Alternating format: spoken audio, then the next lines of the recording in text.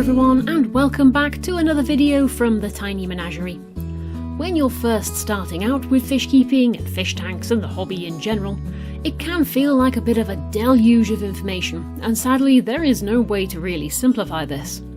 At the end of the day, keeping small, somewhat fragile animals in a confined space and providing for all of their needs is a learning process that has many aspects for the new fish keeper to master.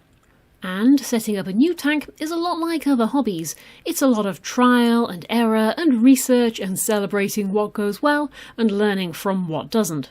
But here are a few bits of advice for brand new fish keepers looking to dip their toes in the hobby, or those who have just gotten started. When you're thinking about buying your first tank, if you're anything like me at least, it's a balance between cost — I didn't want to spend too much on a hobby I didn't know if I was going to enjoy — and space. I live in England, houses are tiny, and even if I wanted to or could easily afford some 500-litre monster of a tank, there was no way I could fit one in my bedroom. And so I settled for a 2-foot tank that I promptly packed full with far too many fish because I wanted to keep fish and a nice looking tank was kind of an afterthought. And so I very quickly ended up with a much bigger tank in order to house all of my burgeoning fish collection. If, on the other hand, you're looking to create a beautiful aquascape that happens to also have fish in it, then you're coming to the hobby from the other angle, and finding the perfect tank is likely going to be decided by style, and in which case a small tank might be more suitable for yourself. And of course there was once a time when having larger tanks was always said to be better, because with more water volume, water parameters were said to be easier to control, and then if the tank was going to have any problems, these would develop more slowly, giving the novice keeper time to react. But I would argue these days, with the advent of easily available, powerful LED lights, which we didn't have when I started fish keeping some 20-something or other years ago, and now we have a wide range of small filters, you've got slow and fast-growing plants to choose from, and of course with the advent of the internet, online stores are everywhere to make buying all of these things that much easier. I would say now you can keep very much smaller tanks much more easily, and possibly even just as easily as large ones. Small tanks have the same needs, and in general I found that large tanks that are neglected will foul up just as quickly as small ones do, in which case though, the cleanup job is just very much larger. And so though, if I was to recommend a first tank size to a new starter now, if you are an aquascaper, base it on style of course, but to the fish keepers, base it off which fish you want. If you want to breed fancy guppies, then you can get away with a 40cm tank. If you want any barbs though, you're going to need something at least 100cm long because they're bigger and they're very much more active. And so you can see then that tank dimensions are much more important than tank volume. This cube, for example, holds about 80 litres of water, and so does this long shallow tank. But the space for fish to move and swim around and hide and feel comfortable in general is far greater in the long tank than it is compared to the cube. And this is because most fish will only occupy 1 or 2 levels of a tank. These are going to be either the substrate or the bottom level, the mid-level, or the upper, sometimes known as the surface level. So fish don't typically care how deep a tank is. What they want is horizontal space. This 80-litre cube then is completely unsuitable for keeping barbs in. The footprint is simply too small. Whilst on the other hand, this 80-litre tank might not hold any more water, but it is suitable for keeping small barbs, because they have that much more space. So for example, tigers, five-bands or cherries do just fine in it. Also, if you're looking to buy a very small tank, you also need to bear in mind that the absolute minimum size of tank for realistically keeping any adult fish in is 40cm, and that includes betters. Otherwise, it is just too small, and that even goes for really tiny fish like the micro rasboras. These little fellas only typically max out at about 15 to 17mm long, and you might think that makes them absolutely perfect for living in a tidgy-widgy little tank. But they're actually really active, and they like a large tank with lots of hiding places in it. Hardly surprising, I suppose, when you're this minuscule and you need to use speed in order to get away from predators. The last thing you want is to be trapped in a small space with no hope of escape. Which then brings us to point number 2. researching the fish species you want, but err on the side of caution. And by this I mean, let's say you really want to keep silver-tip tetras. Don't blame you, they are beautiful little fish. They are one of the very first fish that really caught my eye. They're easy to find, they're cheap to buy, and the vast majority of sites and fish stores and books and everything else will tell you that they are perfectly well-behaved little darlings of the fish world that are absolutely ideal for the community tank. Well, yes, they are when they're young, but as they get older, they get meaner, and they get more and more territorial, and if the males start setting up territories that they're looking to defend, in order to entice females to come closer, they will attack any other fish their size. And of course, if you haven't kept silver-tip tetras, there is no way of knowing this. You're not psychic. And even though you did your diligent research, you never got the full picture. And that's part of the experience of keeping fish. It's being adaptable to changing situations. Keep the silver-tip tetras if that's what you like, but have an idea of what you're going to do if things don't work out. Can you give the fish back to the store if they can be sold on to somebody else who has a larger tank, for example? Do you have a way of separating fish from others if bullying or aggression gets out of hand? A timeout tank for fish doesn't need to be fancy. A storage tub with a heater will do, until you can find something that's a bit more of a permanent solution. But you still need to have thought about this and have it set up before you actually buy anything. Oh, and make sure you've got a way of catching fish too in a large, well-planted or decorated tank, because there's nothing worse than having to rip one down in order to catch one annoying little fish. And I suppose what that boils down to is research. But don't rely on the research, and that includes this channel. I've put out many species videos, and it always amazes me when I do so just how often people in the comments say they have completely different experience with that fish. Some agree with my experiences, and some don't. Different setups, different tank designs, different scapes, different tank mates, different water, different temperatures. In fact, no two tanks are going to be the same. And so it's likely fish are going to exhibit different characteristics in each of those different setups. So, do your research, but again, that's all part of the fun of the hobby, is learning as you go along. And also bear in mind the fact that most advice that you come across will revolve around what the absolute minimum is. For example, it's typical for shoaling species to be advertised as best when kept in a group of 6. This is the absolute minimum though, and it will always be better if you can have more of them together. The minimum is stated because if numbers get lower than this, then it can lead to problems within the group, such as bullying, poor shoaling behaviour, and uneven gender distribution, which can lead to fish getting harassed. In which case then, if you're buying a widely available fish, like silver-tip tetras, it's not so much of a problem, because if you lose a fish, you should be able to fairly easily replace it with another. But if your chosen species is a bit more challenging to get hold of, then always buy extra fish as a backup, just in case something goes wrong and you do lose some.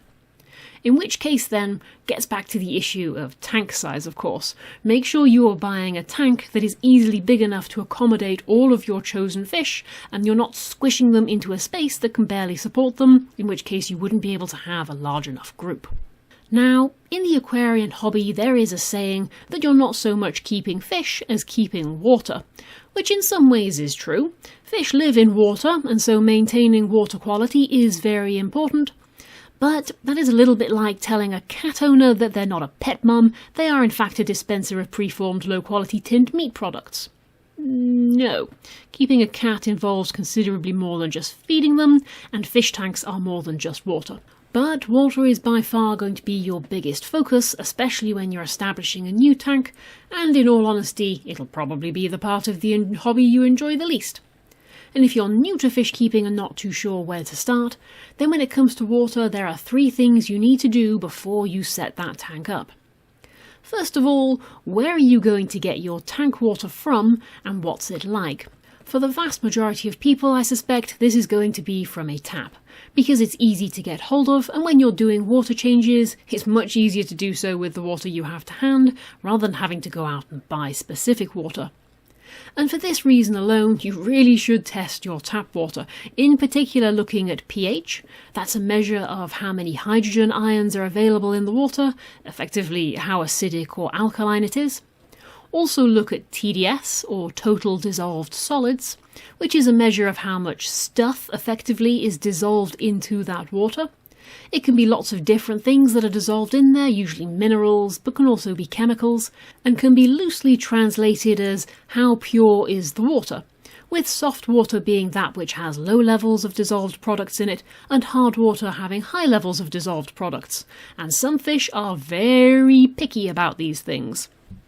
If you live in an area that has very hard water, but you want to keep fish that like soft, low pH water, such as epistogrammas for example, or many of the small tetras, you will need to dilute your tap water with distilled or reverse osmosis water to reduce the hardness. Distilled and reverse osmosis water being that which has been processed, it's been filtered effectively to remove as many of those dissolved products as possible to make the water as pure as possible. If you don't dilute the water down and you try to keep these fish in water that is very hard, you'll find that they do absolutely fine in the beginning, but they will slowly decline in health until they die, unfortunately. Or, of course, you could just keep fish that don't mind harder, more alkaline water, like rainbow fish or danios, for example. It's up to you and how much effort you want to put in. But once you know your water, you know what fish work best with it, you know what you're going to need to do in order to make changes to the water itself. This can all get quite in-depth and complicated, but as a general rule with fish, aiming for warm, neutral to slightly soft water is generally the safest bet.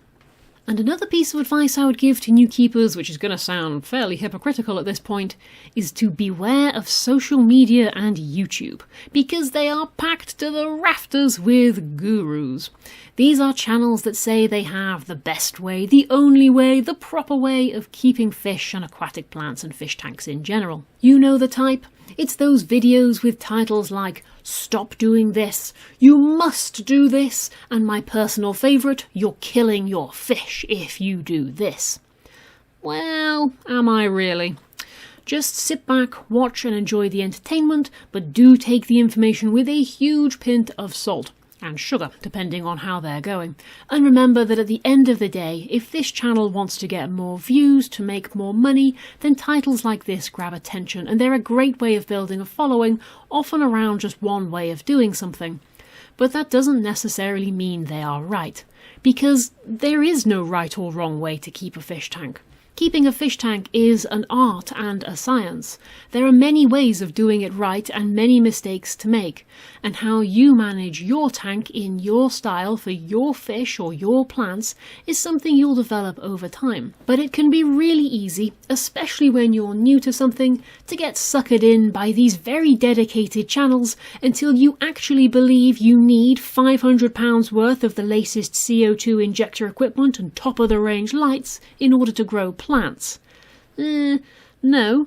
So long as the light is fairly powerful and shines the full spectrum of white light, it will grow plants. And plants have evolved to be able to get all of the CO2 they need from the water, hence why they live and grow there. Cheap aquarium plant lights can do the job, and CO2 is only really needed if you want to drastically increase the speed at which plants grow. Or maybe, of course, you've gone down the other rabbit hole and you now believe you need to stop doing basic water changes and you have to have 10 inches of dirt at the bottom of a tank in order to replicate an ecosystem, otherwise your fish can't thrive. No, again. Ecosystem is a wonderful buzzword, but it's very vague by design, and it basically just says how all aspects of a place, biological or non-biological, interact with each other. A fish tank is an ecosystem, but any fish tank is an ecosystem, even one that is completely bare, and so is my fingernail, and so is the keyboard that I'm typing on. They are all ecosystems, and none of those things are necessarily easier to keep fish in. Well, I mean, my keyboard might be quite challenging. But it really will depend on what your fish keeping intentions are. What species are you keeping? Do you want to breed fish and raise delicate fry? Do you want that high maintenance Dutch style, or do you want the low maintenance natural style? They're all right answers so long as it's what you want and not what you've been told you want. And I suppose ultimately what all of this boils down to is that you cannot learn this hobby without doing it. It's like riding a bike. You can watch all of the videos on bike riding in the world, but you'll only really learn after you've gotten on one, fallen off and scraping your knees a few times. And maybe you're already at that stage. Maybe you've already gone out and bought yourself a 2-foot tank, you're doing a 50% water change every day with your high pH tap water for that baby bircher that you've got living in there. At this point, your knees are royally scraped, and so I suppose the final bit of random advice I would give is accept the fact that you are a new hobbyist and know when you've made a mistake, and don't be scared to admit it and then fix it. We've all been there. That first 2-foot tank I had was home to 5 scissor-tailed rasboras, 5 rosy barbs, a red-tailed shark, 6 spotted rainbow fish, 2 angelfish, and I topped it off with a baby Oscar. Why? Because I was new and I didn't know any better.